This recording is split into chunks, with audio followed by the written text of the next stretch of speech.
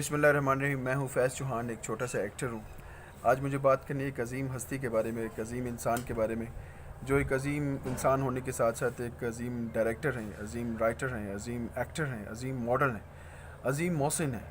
محسن میں اس لیے بول رہا ہوں کہ مجھے جو سب سے پہلے بڑا کیریکٹر انہوں نے کروایا تھا ایک اپنے ڈرامے میں، آٹھواں رنگ اس کا نام تھا.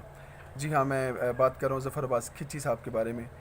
ظفر صاحب ایک بہت ہی عظیم کام آپ نے پہلے کیا، جو اکیڈمی کھولی لاہور میں، اور اب ایک عظیم، اس سے بھی بڑا عظیم تر کام کرنے جا رہے ہیں، جو آپ ایک چینل لانچ کر رہے ہیں انٹرٹینمنٹ باکس کے نام سے.